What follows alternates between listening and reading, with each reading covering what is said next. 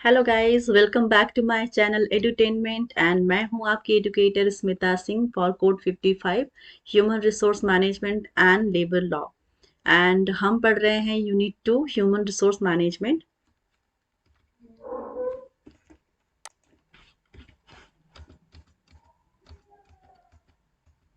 हमने इससे पहले काफ़ी सारे टॉपिक्स कवर कर लिए हैं।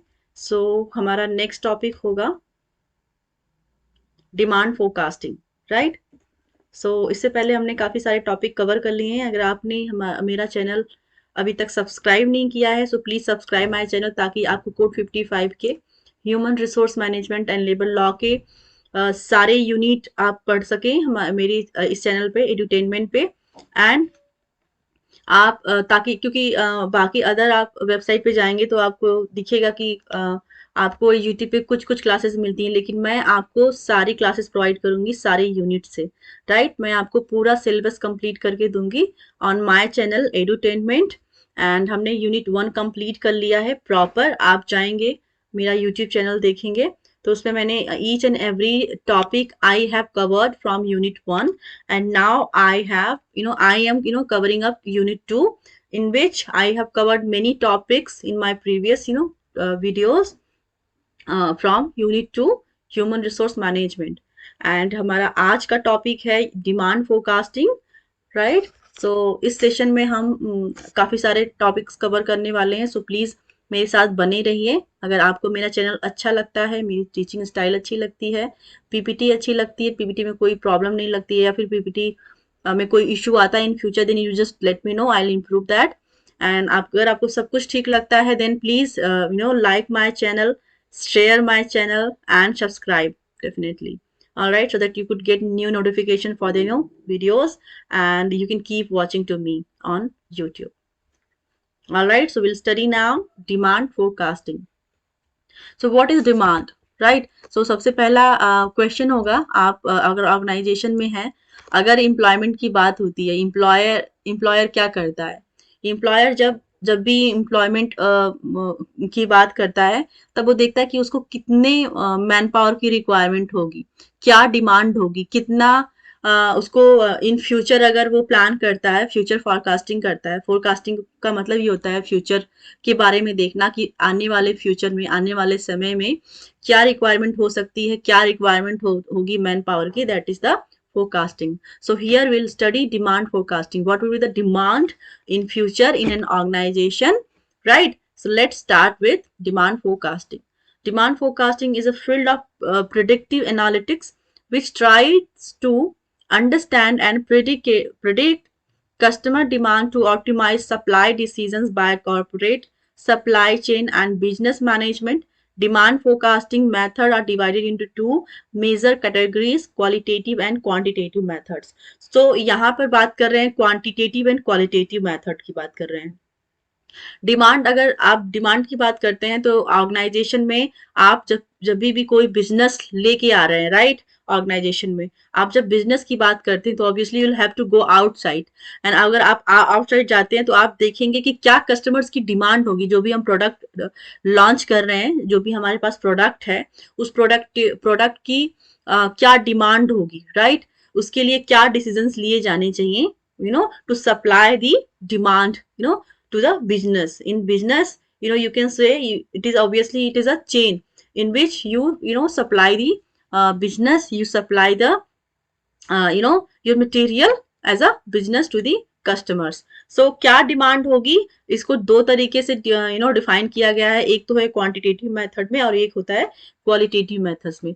क्या क्वालिटीज आप लाएंगे अपने प्रोडक्ट में ताकि आपका प्रोडक्ट मार्केट में सस्टेन रहे, आपकी प्रोडक्ट मार्केट में रिटेन रहे, वो बना रहे, राइट। सो यहाँ पर क्वांटिटी एंड क्वालिटी दोनों की बात की जा रही है, क्योंकि आप किसी भी पर्टिकुलर चीज को लेंगे तो जहाँ पे आपको क्वांटिटी की रिक्वायरमेंट होगी, वहीं पर क्वालिटी की भी रिक्वायरमेंट होती है। अगर सिर्फ आप क्वांटिटी को लेकर के चलेंगे लेकिन उसमें क्वालिटी नहीं रहेगी, that will not sustain in the market any more. अगर सिर्फ आप क्वालिटी पे फोकस करेंगे, क्वालिटी नहीं रहेगी, क्वांटिटी नहीं रहेगी, सिर्फ क्वालिटी आपने मेंटेन किया है, बट ऑब्वियसली आपके पास आपका प्रोडक्ट सपोज क्वालिटी वाइज बहुत अच्छा है, लेकिन और आपके प्रोडक्ट के लिए मार्केट से डिमांड आ रही है कि हमें मटेरियल चाहिए, इतना इतना चाहिए, right. Suppose number of amount में आपको 100 चाहिए, लेकिन उसके लिए आपके पास रिसोर्सेज नहीं है, आपके पास मैन पावर नहीं है, या फिर जो भी इंटरनल शॉर्टेज हो उसकी वजह से आप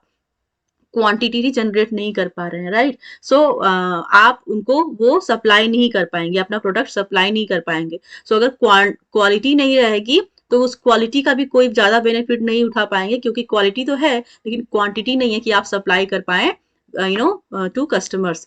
सो क्वालिटी एंड क्वांटिटी का दोनों का मेल जोल होना चाहिए। आपके अगर आप चाहते हैं कि लॉन्ग टर्म के लिए आपका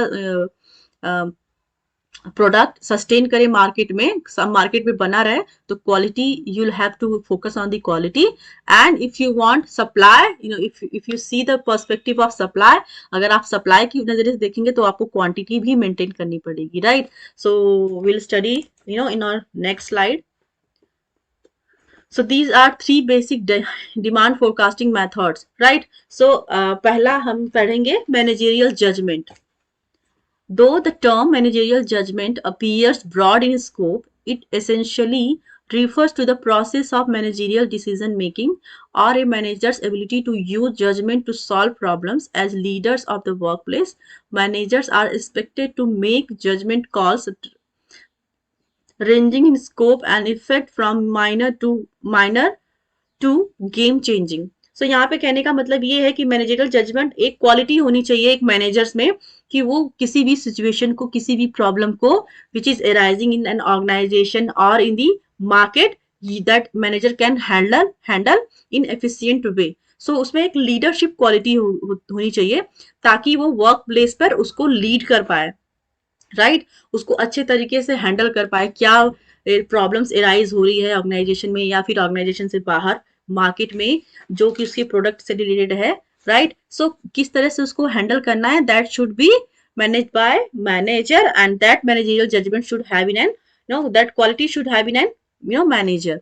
एक लीड करने की जो कला होती है वो सब में नहीं होती है। मैनेजर तो आप बन गए, लेकिन आपको प्रॉब्लम जो भी अराइज हो रही है आप उसको हैंडल नहीं कर पा रहे हैं, राइट। ब्रॉड वे में आपके पास बिजनेस आया और अब उसको ब्रॉड वे में उसको हैंडल नहीं कर पा रहे हैं, तो आपका जो स्कोप होगा मार्केट में वहीं पे खत्म हो जाएगा, क्योंकि आप चीजों को हैंडल नहीं कर पा रहे हैं। एक शॉर्ट लेवल पे काम कर पा रहे हैं, ब्रॉड लेवल पे आप सोच ही नहीं पा रहे हैं, कर ही नहीं पा रहे हैं। तो that should be there, right.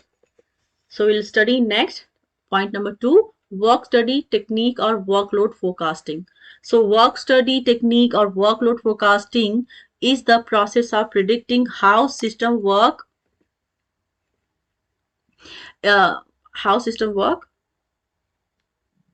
system workload will vary in the future.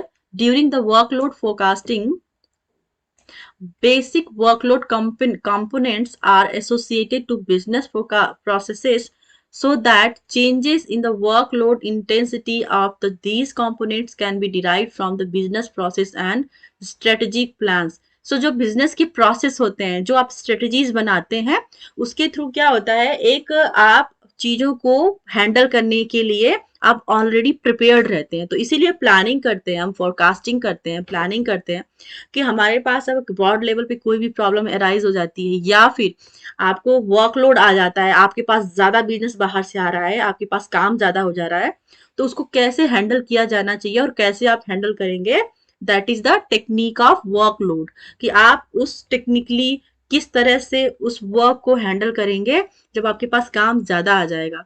और ये आप तभी कर पाएंगे जब आपने प्रॉपर प्लान बनाया है, स्ट्रेटेजिक प्लान बनाया है कि हम इस लेवल पर यहाँ पर हैं, आज आप एक महीने में इतना ग्रोथ पा रहे हैं, तो आप ऑब्वियसली आपके पास काम कम रहेगा, तो वो तो इजीली मैनेजेबल है। लेकिन जिस तरह से मंथ बढ़ेंगे, ईयर बढ़ेंगे, आपके पास काम ज्यादा आता जाएगा, तो उसको कैसे हैंडल किया जाना चाहिए, that is the strategic plan. आप स्ट्रेटेजी बनाएंगे, प्लान्स बनाएंगे, बिजनेस प्रोसेस देखेंगे कि किस तरह से आप उसको फॉलो करेंगे। तो all these thing are maintained and made by the organization top management. So this is the technique how to handle the workload in the business process. Third option is statistical techniques. Statistical technique क्या होती है? In the earlier techniques are only a rough appropriation of the number of employees required and are suitable only for short range demand forecasting. कहने का मतलब ये है कि जब पहले की जब बात करेंगे आप, तो अर्लियर क्या था, earlier it was an rough appropriation of number of employees required are suitable only for short range.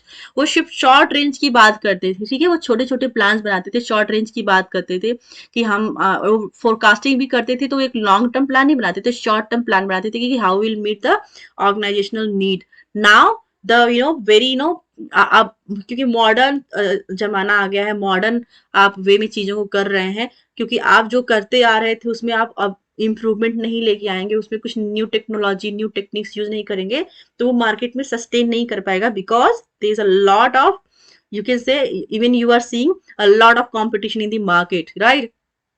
So अभी आप क्या देख रहे हैं, the long range personal forecasting is more amenable to statistical and mathematical techniques. Computer are used to rapidly analyze large amount of personal planning data. So पहले जहां पर short level पे प्लानिंग्स की जाती थी, फोरकास्टिंग की जाती थी, शॉर्ट रेंज पे इंप्लॉयज को देखा जाता था कि हमने जो भी प्लानिंग की है शॉर्ट रेंज पे उसको खत्म करना, ऑर्गेनाइजेशनल नीड क्या है उसको शॉर्ट प्लान बनाते थे, उसको खत्म करते थे। Now we are planning in a wide level, क्योंकि अब वो चीजें जो आप पहले करते थे वही काम आप ब्रॉड लेवल पे करते हो, and that is managed by computers, क्योंकि जो टेक्नोलॉजी आप यूज कर रहे हैं, पहले शॉर्ट रेंज की भी आप फोरकास्टिंग करते थे, शॉर्ट नंबर ऑफ प्लान बनाते थे, तो उसमें आपको मैन पावर की रिक्वायरमेंट तो होती थी, लेकिन टाइम कंजम्पशन ज्यादा होता था, इसलिए आप शॉर्ट शॉर्ट प्लान बनाते थे। Now you easily can manage by the computers, computer large number of people, large number of if you're if you're talking about the strategy, जो लॉन्ग प्लान बनाते हैं, लॉन्ग जो लॉन्ग रन में जाने वाले हैं, वो सारी चीजें आप बहुत ही स्मूथली और रैपिडली कंप्यूटर से, आप कंप्यूटर की हेल्प से उनको इजी वे में कर पाते हैं। इसीलिए अभी क्या है कि पहले शॉर्ट रेंज पे फोकस करते थे, now we are focusing on long range, right?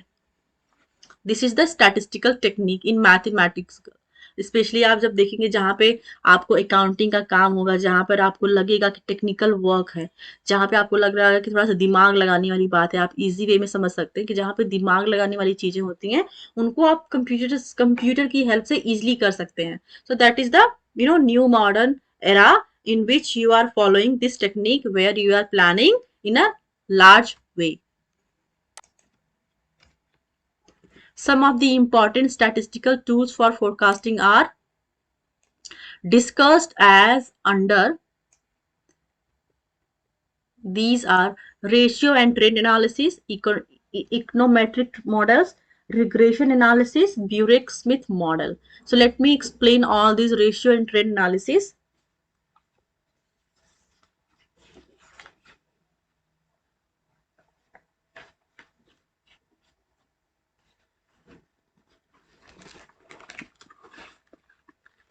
So ratio and trend analysis is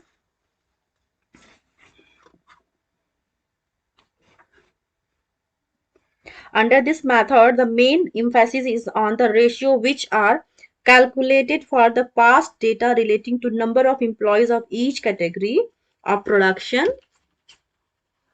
levels, sales levels, activity level, workload level and direct employees and indirect employees. So कहने का मतलब ये है कि आप कंप्यूटर की हेल्प से रेशियो ट्रेंड एनालिसिस का क्या मतलब होता है कि जो भी ट्रेंड चल रहा है मार्केट में, क्या रेशियो रहे हैं एम्प्लॉयज के, ठीक है, उनकी परफॉर्मेंस क्या रही है, किस तरह से उन्होंने काम किया है, क्या लेवल रहा है, सेल्स का क्या आउटपुट रहा है, मार्केटिंग में आपने जो भी इन्वेस्टमेंट किया, मार्केटिंग के पीपल आपको कितना आउटपुट दे रहे हैं, क्या कॉम्पिटेंसी लेवल है, क्या मार्केट में कंपटीशन, इस सारे चीजों का लेखा जोखा आप यहाँ पर मेंटेन करते हैं रेशियो एंड ट्रेंड एनालिसिस में। You can calculate the employees efficiency in very easy way, you can से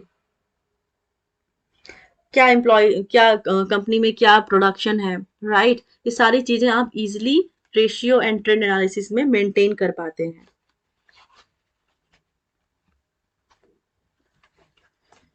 And econometric model, that is to build an econometric model for human resource planning purposes. It is it is for human resource planning, right? And it is necessary to analyze past statistical data and to describe the relationship between a number of variable in a mathematical formula. आप mathematically इस चीज को handle कर सकते हैं आप through this वे.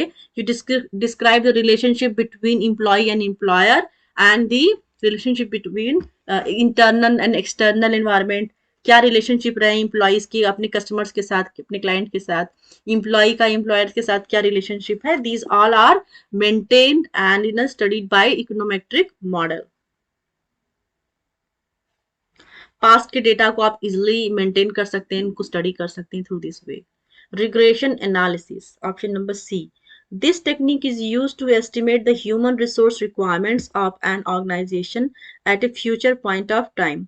आप यहाँ पे देखेंगे रिग्रेशन एनालिसिस में कि क्या क्या रिक्वायरमेंट है एक ऑर्गेनाइजेशन में, जो आपके एम्प्लॉयज हैं उनकी क्या रिक्वायरमेंट है टू टारगेटेड गोल को अचीव करने के लिए, कि क्या आपका टारगेट है, उनको अचीव करने के लिए क्या गोल्स होने चाहिए, क्या गोल्स एंड क्या ऑब्जेक्टिव्स है ऑर्गेनाइजेशन की, उसको अचीव करने के लिए किस तरीके से उनको फुलफिल किया जा सकता है. This is the analysis, right.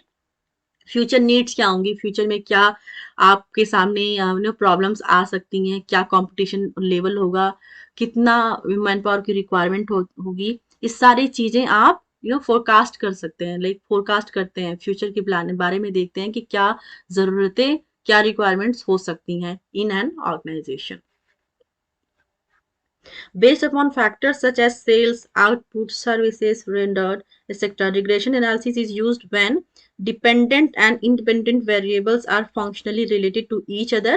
Computers are used to solve the regression equations and forecast the demand for personnel. So computer के हेल्प से इसको आप इजिली सॉल्व कर सकते हैं एंड आप फोरकास्ट भी करते हैं कि क्या इसका ट्रेंड होगा, राइट, क्या इसका डिमांड होगा. All these things are done by computers, with the help of computers.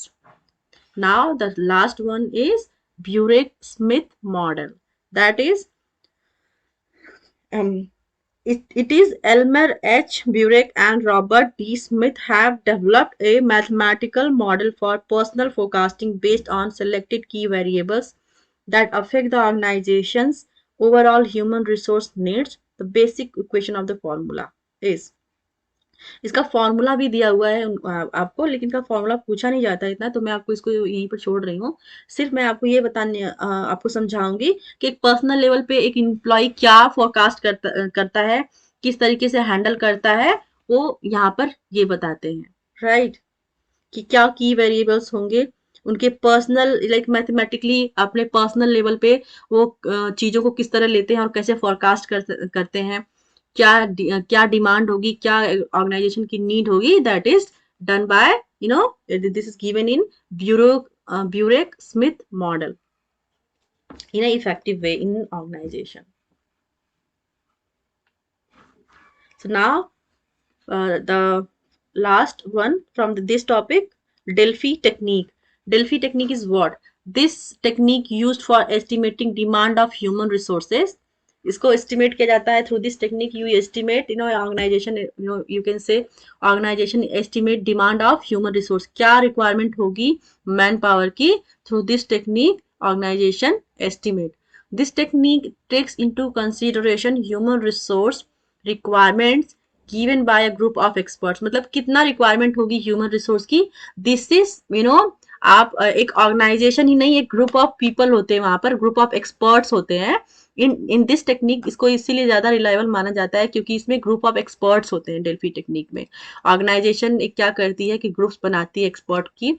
आप कह सकते हैं कि एक्सपर्ट कमिटी बनाती है, और that expert committee are in not a single group, there are many groups, जिनमें क्वेश्चनायर तैयार किया जाता है और वो अपने अपनी राय देते हैं कि जो ह्यूमन रिसोर्स की जो रिक्वायरमेंट होगी इन फ्यूचर वो क्या होगी, किस बेसिस पे होगी, किस तरह से होगी, क्या डिमांड होगा, राइट, एंड इन फ्यूचर क्या क्या कंपटीशन होगा. Everything is analysed by the group of expert, right. So this is the technique from the you can see the Delphi method is the forecasting.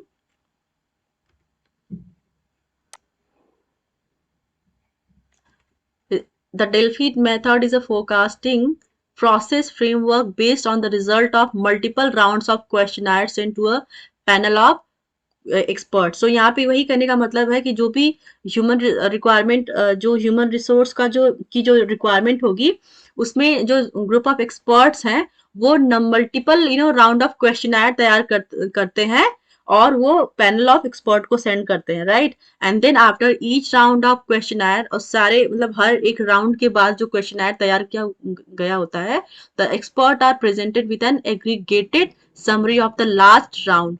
तो वो हर एक like, क्योंकि उसके multiple round होते हैं, जो एक्सपर्ट ऑफ ग्रुप होते हैं उनके मल्टीपल राउंड होते हैं, और उस मल्टीपल राउंड में उनका क्या समरी थी, उन्होंने क्या एनालाइज किया, उसको बताते हैं।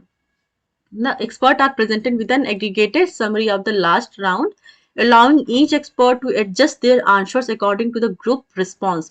कि ग्रुप का क्या रिस्पॉन्स रहा है, according to that each expert are adjusted to answer. मतलब उनके कहने का मतलब ये है कि जो ग्रुप का एक वो ग्रुप वाइज होता है, कि ग्रुप का एक पर्टिकुलर ग्रुप का जो आंसर होगा वो सारे मेंबर उसी चीज को मानेंगे, उसी पे फोकस करेंगे, वो एनालाइज करेंगे कि ठीक है इस पे हम एग्री करते हैं और हमारा भी यही आंसर है, they give such answer, right. This process combines the benefits of expert analysis with elements of the wisdom of crowds. तो आप एक तरह से ये कह सकते हैं कि जितने भी इंटेलेक्चुअल पर्सन होते हैं इस ग्रुप में, उन सब का एक एक्युमुलेटेड एग्रीमेंट होता है ऑन द पर्टिकुलर आइडिया और आइडियोलॉजी, यू कैन से। जो भी उनकी आइडियोलॉजी होती है उस पर पर्टिकुलर थिंग पर, वो जो ग्रुप ऑफ एक्सपर्ट होते हैं वो एक्यूमुलेटेड समरी बनाते हैं कि ठीक है हम इस चीज पे एग्री करते हैं, this is going to be the right for this particular thing. तो this is the Delphi technique, right, जिसमें ग्रुप ऑफ एक्सपर्ट्स होते हैं, उनकी राय ली जाती है और उनकी राय एक दूसरे से मैच कर रही होती है। This is the Delphi technique, right. So now we'll study next topic, that is supply forecasting. I hope आप लोगों को इससे ऊपर इससे पहले जो भी मैंने टॉपिक्स लिए हैं आपको समझ में आया होगा। अगर आपको लगता है कि मैं फास्ट हो रही हूँ तो आप मुझे कमेंट में बता सकते हैं लिख कर कि आप बहुत फास्ट हैं, आप थोड़ा स्लो पढ़ाया करिए। या फिर आपको लगता है कि मैं कहीं पर लैग कर रही हूँ समझाने में, मैं समझा नहीं पा रही हूँ, या फिर मैं किसी भी टॉपिक को, किसी वर्ड को छोड़ दे रही हूँ बीच में, तो आप वो भी मुझे बता सकते हैं, ताकि so that I could work on that. Definitely I will work on that. And हम पढ़ते हैं next topic, supply forecast. And आप मुझसे ऐसे ही जुड़े रहिए। आज का सेशन ये लास्ट होगा, ये टॉपिक लास्ट होगा, सप्लाई फोरकास्ट। इसके बाद सेशन को एंड करेंगे एंड देन नेक्स्ट जो भी मेरा वीडियो होगा उसमें हम आगे से कंटिन्यू करेंगे, right. So please be with me. Supply forecast means to make an estimation of supply of human resource, taking into consideration the analysis of current human resources, inventory and future availability. So supply forecast का क्या मतलब होता है कि वो forecasting करते हैं, वो भविष्यवाणी करते हैं कि क्या अभी आने वाले टाइम में क्या रिक्वायरमेंट हो सकती है ह्यूमन रिसोर्स की, मैन पावर की, एम्प्लॉयज की कितनी रिक्वायरमेंट हो सकती है और क्या रिक्वायरमेंट हो सकती है, करंट में हमारे पास कितने अवेलेबल रिसोर्सेज हैं, अवेलेबल मैन पावर है, एम्प्लॉयज हैं, और आगे आने वाले टाइम में क्या हो सकता है। सपोज आज का बिजनेस हमारा 1 मिलियन का है, राइट। सो 1 मिलियन के अकॉर्डिंग हमने हायरिंग की है, मैन पावर हायर किया है। सो आगे ऑब्वियसली जैसे ही ग्रोथ होगी कंपनी की और जहां पर डिमांड बढ़ेगी तो वहीं पर सप्लाई की भी जरूरत होगी, राइट। तो सप्लाई के लिए अगर आपके पास मैन पावर होंगे तभी आप सप्लाई कर पाएंगे, क्योंकि अगर आपके पास शॉर्टेज होगी मैन पावर की तो आप सप्लाई शॉर्ट वे में कर पाएंगे। आप जो कमिंग ईयर्स में, कमिंग टाइम में जो आपके पास सप्लाई आने वाली, डिमांड आने वाली है, एज पर दैट आप you are going to supply, right. Supply के लिए आपको you will require more man power, right. So what will be the human resource required in coming time, that is the analysis। And current के basis पे आप future की forecasting करते हैं, future के बारे में आप एक एनालिसिस करते हैं।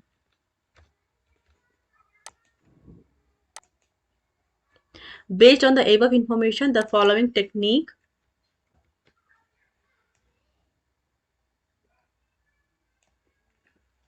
may be used to anticipate the supply of human resource, right?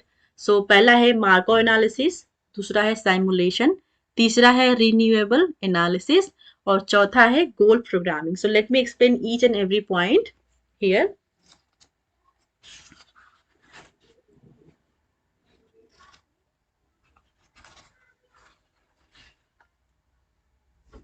Please give me a moment.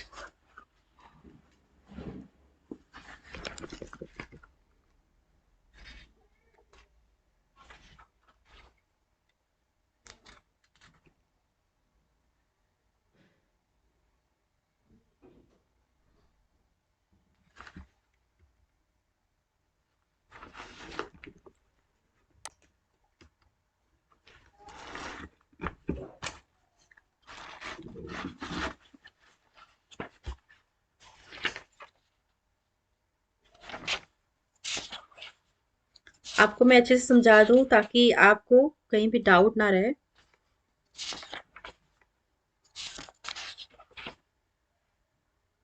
Right?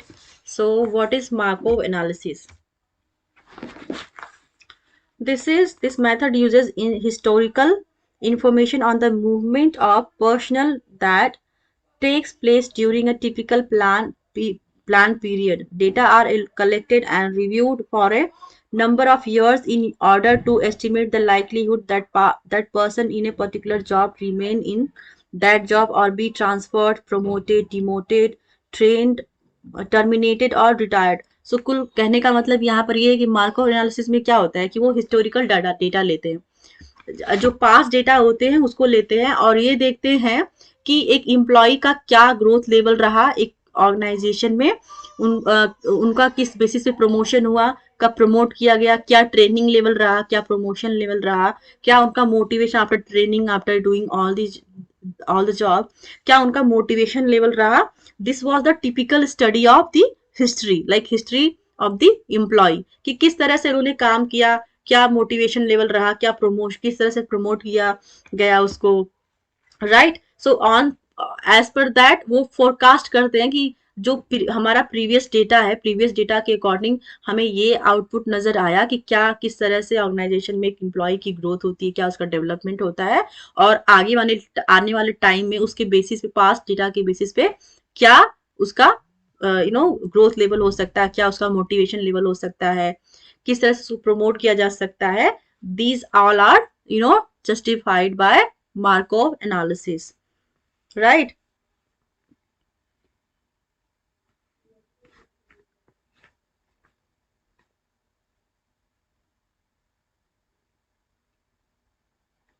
Right. So now we'll study next, that is simulation. Simulation is based on Markov analysis. The simulation technique considers alternative flows which are examined for effects on future human resource supplies.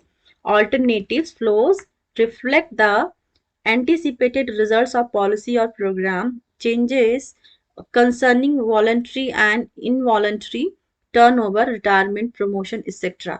सो कहने का मतलब ये होता है कि मतलब यहाँ पर ये है कि साइमुलेशन में क्या होता है कि जो मार्कोव एनालिसिस है, मार्कोव एनालिसिस में क्या उन्होंने टेक्निक ली, उनका टेक्निक थी कि वो पास्ट डेटा को लेते थे और उसको एनालाइज करते थे कि कैसे करते हैं. यू कैन से कि मार्कोव एनालिसिस में क्या होता है कि पास्ट डेटा को लेते हैं और उनका एनालिसिस करते हैं कि प्रीवियसली पास्ट में इम्प्लॉयज का क्या रेशियो रहा है, उनकी प्रमोशन का, उनकी मोटिवेशन का, उनके काम करने के तरीके का क्या लेवल रहा है, किस तरह से उनका एक पर्सनल ग्रोथ रही है, क्या उनका फ्लो रहा है काम करने का. उसके बेसिस पे वो साइमुलेशन स्टडी करते हैं.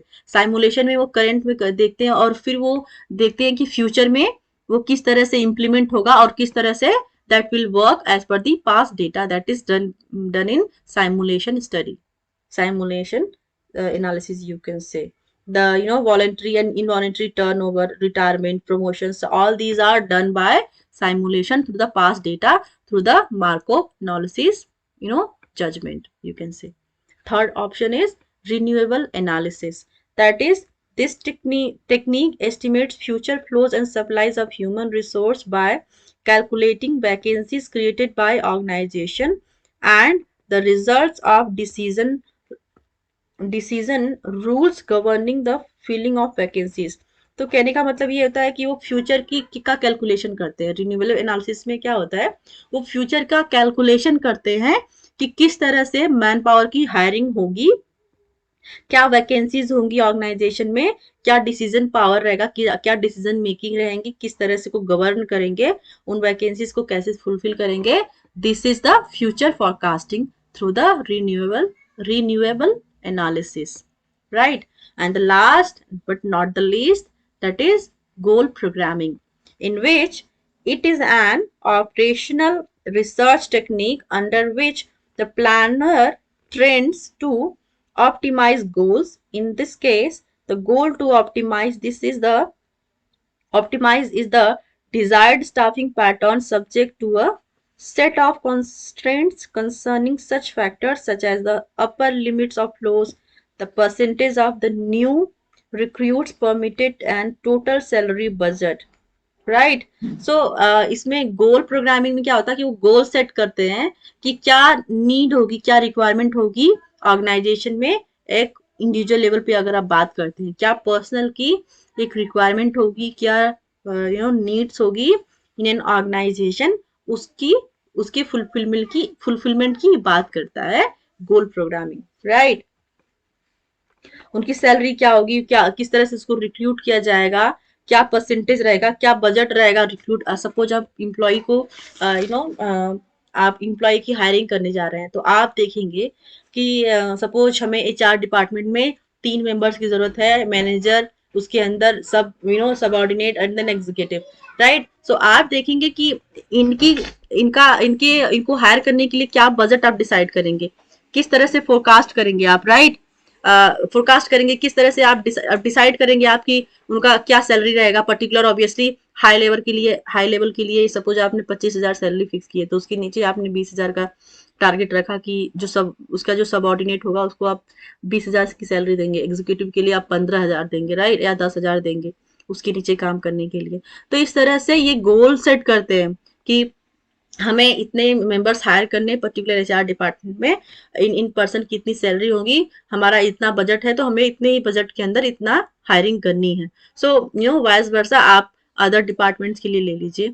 सो इस तरह से फोरकास्टिंग होती है कि आपको कितना रिक्रूट करने की जरूरत है, कितना आपको क्या बजट दिया गया है। As per that you decide how to do recruitment, as per what level, and and also what is the budget. So these all are the options: Markov analysis, simulation, renewable analysis, goal programming, right?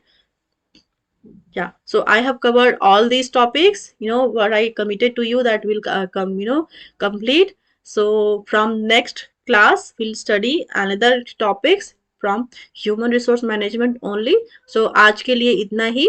आज मैं अपना session यहीं पर and करती हूँ।